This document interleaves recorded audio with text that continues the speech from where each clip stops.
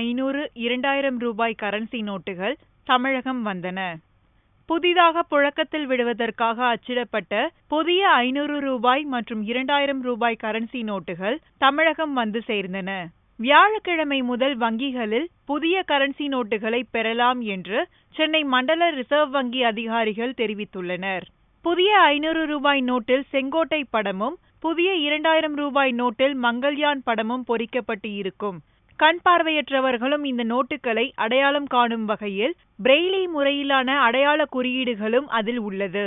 இதற்கிடையே பழைய 500 ரூபாய் மற்றும் 1000 ரூபாய் நோட்டுகள் புழக்கத்தில் இருந்து விலகுவதால் அதிக அளவிலான 100 ரூபாய் நோட்டுகள் போதிய அளவில் பொதுமக்களுக்கு கிடைக்கும் வகையில் SBI வங்கி நடவடிக்கை எடுத்துள்ளது.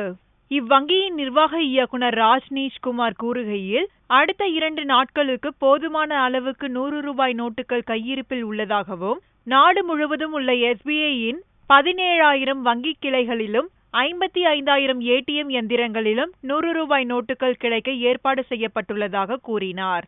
அதேபோன்று வங்கி ATM-களில் வாடிக்கையாளர்கள் புதிய 500 மற்றும் 2000 ரூபாய் நோட்டுகளை டெபாசிட் செய்யும் வகையில் ATM-களை மறுகட்டமைப்பு செய்வதில் காலதாமதம் ஏற்படலாம் என்று கூறப்பட்டுள்ளது.